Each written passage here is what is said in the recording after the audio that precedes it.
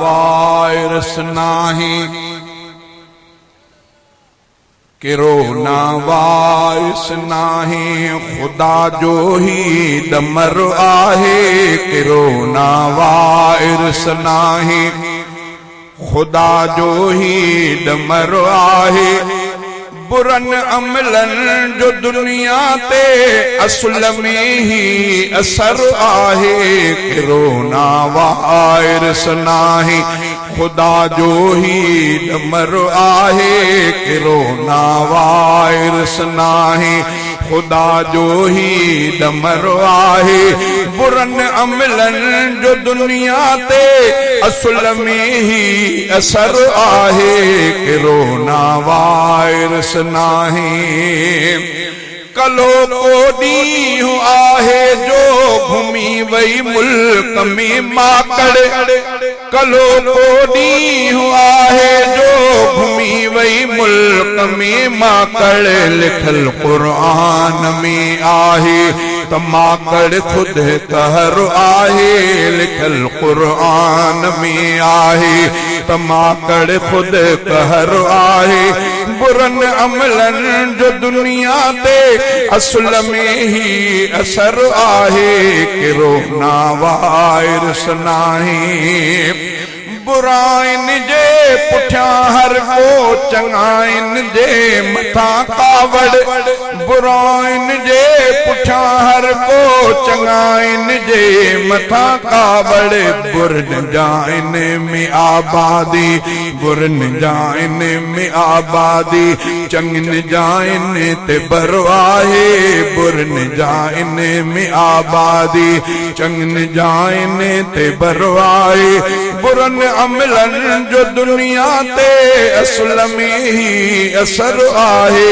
किरोना virus नाही बाज़ारनि में रुगो माण्हू ऐं होटल सब भरल लेकिन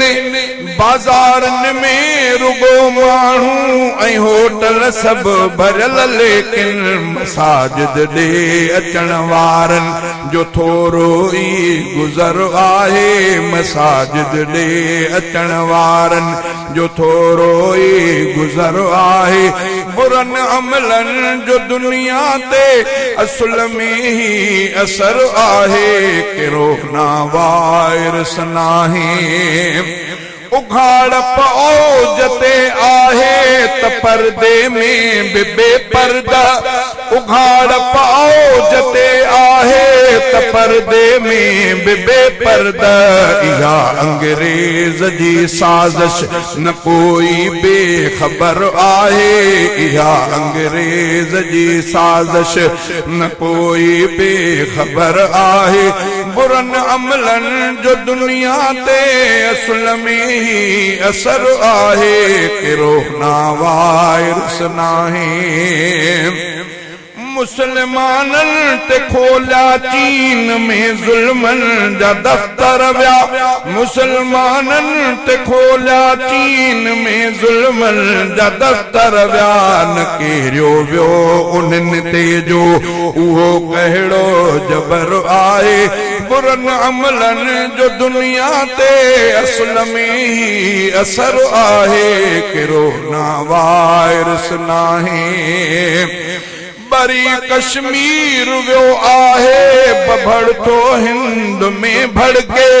बरी कश्मीर वियो आहे बभड़तो हिंद में भड़के फलस्तीननि का वहशत जो फलस्तीननि का वहशत जो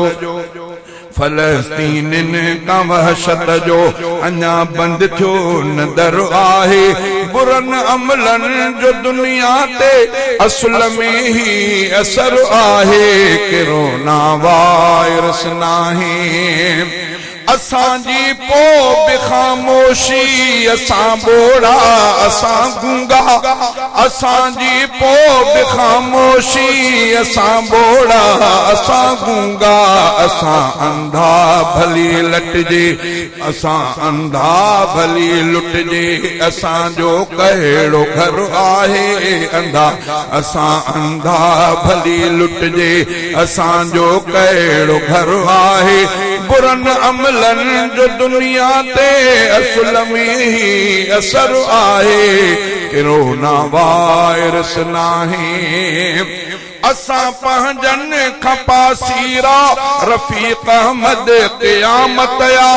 असा पहजन खपासीरा रफीक अहमद क़यामत या अगा दीवार बीठिया अगा दीवार बीठिया असा जे लए पधर आहे अगा दीवार बीठिया असा जे लए पधर आहे बुरन अमलन जो दुनिया ते असुल में ही असर आहे किरोना वायरस नाहे।